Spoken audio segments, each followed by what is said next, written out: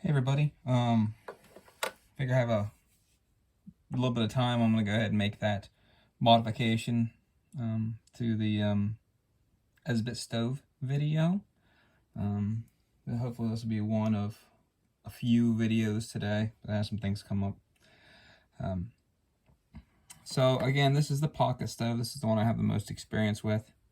And I'll show you the modifications that I've done to it to make it use different fuels a little bit more effectively, be able to maybe put a larger pot, a tea kettle, a frying pan on there with no real fear of it tipping over. Full disclosure, these are not my ideas. There's so many videos on YouTube about it. I've Google searched a bunch, and of course, Bushcraft USA is probably my biggest help in any of these kind of mods, because a lot of times they'll show them and then they'll show them how they're used, how they pack. So there's a lot of R&D work usually done for the user without just watching it on a very quick video. So I'm going to show you the mods first, and then I'll show you the tools that you need that I used, and the materials and where to get them. So essentially it just has a rubber band that holds everything on. I typically don't have fuel in the stove. I carry the fuel in the stove separate. I suppose I could put all the other mods on the outside and carry the fuel inside, but that's just usually how I do it. So inside we have lid to a 177 caliber pellets, a couple pieces of aluminum flashing. You can use it for ductwork or roofing, and this little grill grate. So by itself, it's a pretty sturdy setup, but there's a little bit of wobble, especially when you put it into the second position. If you get anything that's too heavy, it can close on you. The main point of these mods is to be able to use different fuels and add that sense of security, add more rigidity to it. So this large piece here is for when the stove is completely open. It's fully open position. Again, I'll show you the tools that I used to make it. And then I made mine kind of tight, so you got to kind of slide it on there. And this locks it in the fully open position. So usually when I'm using different fuels, wood or charcoal, it's in this large open position. It gives me more surface area inside there, and it's easier to put stuff through this hole. So it really only blocks one side. I cut a few air holes in there because it will go out if it smothers. And then of course it's got all the main holes in the bottom to help it breathe, plus this front. If there was ever too windy, I would just put a rock or something in front of this, open it, feed it. So when you have this setup like this, it's a pretty nice setup for a larger pot and pan. If you wanted to grill directly on it with, say, charcoal, you can. You're not going to fit a bunch of briquettes in there. I think about 2.5 if you wanted to break them. But I did it with 2 before. It works out pretty nice. If I was going to light that, I would take 2. I think this is Kingsford. It's got a big K on it. I'm pretty sure it's Kingsford.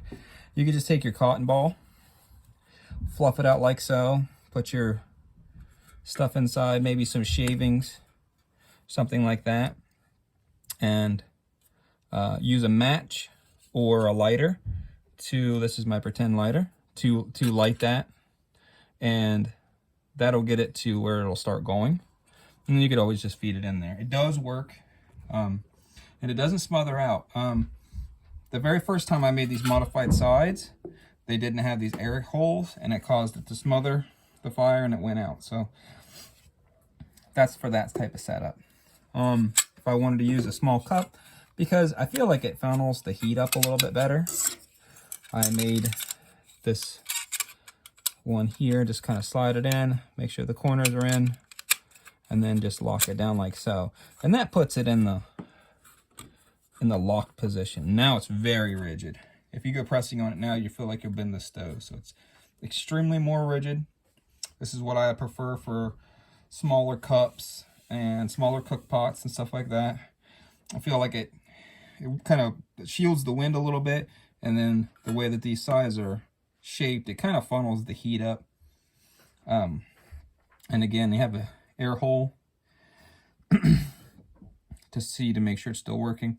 When I first started out, I made 2 large ones and 2 small ones and kept them inside the stove, but I felt like it didn't breathe good. There was no way for me to feed it. There was no way for me to check it. You can still get one of these larger fuel cubes through here, because essentially your cups be right here. You can fill this in if you wanted to put more stuff in.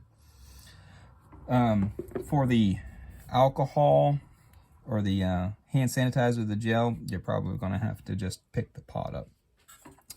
And when we use the hand sanitizer or the gel, I just use this 177 pellet tin and fill it up and light it.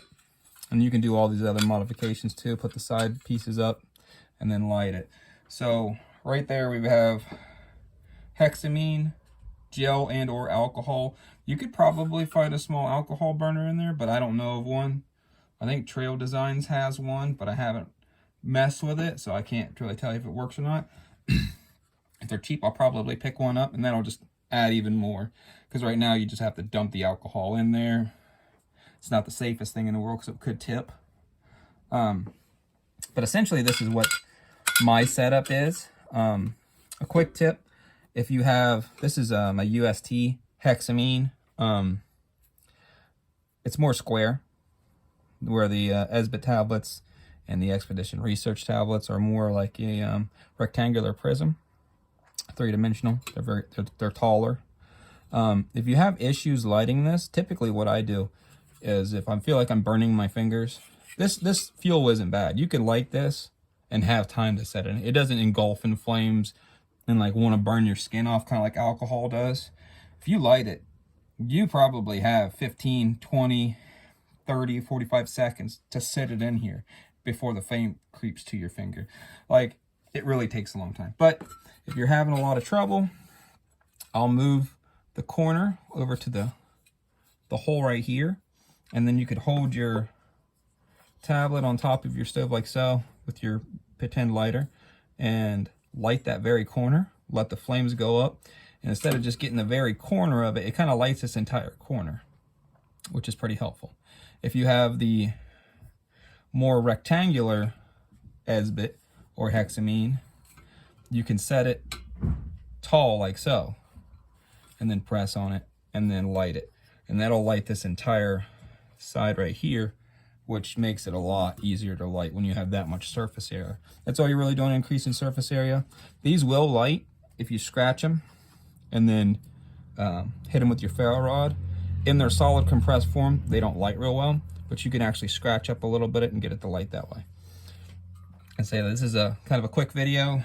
I have some things I have to do today. So I'll show you the tools and the materials needed for this. I'm just gonna go ahead and put this stuff back away.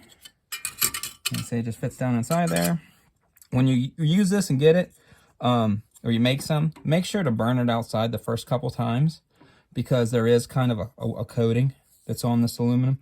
I mean, this is an outdoor stove anyway, but just so you know, there might be some fumes that come off. Burn it outside. The tin, you also, this one hasn't been used yet, but the paint's gonna probably get up a smell and stuff like that. So for safety reasons, just burn it outside. Go ahead and close this up real quick, like so. All right. Now we didn't mention the windscreen. We'll start out with that first. So this is usually what I make the windscreens, like so. And I make those out of, this is not the same brand, but it's basically just a an aluminum baking pan that you get from the Dollar Tree. I take a small pair of scissors using my Swiss Army knife, and I cut where it comes down at, like right along here. This entire like bottom main part. I just discard the sides, but I cut that. And then I just take the corners, clip them in the corners, and then just bend them over. So you can see it's all cut around here, and then I just bend it over. So then it's not sharp. These things are really nice. They take a good shape. You can bend them for a really long time, and you can make them round, you can make them square. If I make one that's too tall, so you can either use it this way, or you can use it this way, because it's actually rectangular. Or if I find out that it's too big, this is usually what I do with my other stove setups. I just fold it in half. That makes it even sturdier and stronger. It weighs almost nothing. So if the stove was set up like here, then I would just take and bend this around. Typically, I keep one spot open. I don't do a full around because I want to be able to see stuff. I want to be able to feed stuff. But you can do this. If you have a really large diameter thing, you just put two of those together. You can kind of slide one inside here, fold it down back here, put a little crimp in it, like with your fingers, a little crimp, different directions, and it'll hold that other one in. Doesn't have to be straight around, just has to be a wind block, so it doesn't have to be completely circle. So that's the first modification. Typically this is inside the stove. I found it, I was doing something. This is the stove that I did the last burn test on, so I had all this stuff in a bag, and this typically is the windscreen. It will fit inside there. You just got to squish it down a little bit. And like I said, I carry the fuel separate and put that over there. Like I said, I just use a baking pan for that. This right here is the aluminum flashing that I talked about. That's what I make the wind breaks for the inside of the stove that add the rigidity. And you can get it, I've already burned a tablet on that, that's where that residue's from. But you just take a pair of tin snips, which I brought, just like so. Just mark it out with a Sharpie marker. Yeah, with a Sharpie marker, cut it out. My only suggestion is, I mean, I just kind of measured it, just kind of guess, and cut it, and then just cut it a little bit big. And then when you start to fit it, if it's a little bit too big, just trim a little bit off. This is not really a super how-to. This is just kind of giving you some ideas. You might find an easier way. For me, it was 10 snips and a Sharpie marker for that setup. I'll move on to the next one. There we go. And the rack itself, hardwood rack, is Cooking Concepts. I got this at the Dollar Tree, the actual dollar store. And I made one for my wife and one for myself, as you can kind of see. On mine, it has this little bump. But on hers, I was smart enough to come in one piece. And it still has this main, and you have enough to just take out. So she doesn't have this kind of weird bump that you have to pay attention to. Hers is just a little bit better. And this will cost you $1. And all I did is mark it with a Sharpie marker and use a pair of just side cuts and just pop it off. It's actually steel, surprisingly, how strong it is. So definitely use that. Don't use scissors on this. You want to use side cuts, something that's got a little bit of force. But it works really, really good. Again, this is not the one I've used a whole bunch. I think that one's the one that's in my wife's kit right now. So it's got a patina on it, stuff like that. So you'll end up with these little small barbs on the side for where you cut it. And I just use a regular file. You know, just file them down. You can use a piece of, concrete, a sandstone. You just want to take that little burr off. Also, when you get done with this piece right here, you're going to want to do that also, just to clean it up so you don't poke yourself. Better for kids and stuff. So pretty much all you need for these modifications is a pan, a piece of aluminum flashing, that was really loud, and this wire rack pan, and that's it. So you're looking, I think these come in packs of 3 for $1 for the aluminum pans. This is $1. And then the flashing, you can find it anywhere from like Lowe's, Home Depot, places like that. I don't think it's too much. You don't need very much unless you're going to modify a whole bunch of stoves. And then you just need an old file. It doesn't have to be brand new. Don't buy a brand new one if you have an old one around. It's just kind of a fine tooth. A pair of 10 snips. I think these ones are about 10, 15 years old. And I got them at AutoZone. And like they just last forever. And I think I paid like $4.99 for them. So there's nothing super special. These are side cuts. You can get these at the craft store, Walmart, wherever. They just have a side jaw. Gives you a little bit more leverage than a normal center cut. And that's pretty much it. And what that does, it gives you ability to make it sturdier in both the fully open position, the mid-closed position.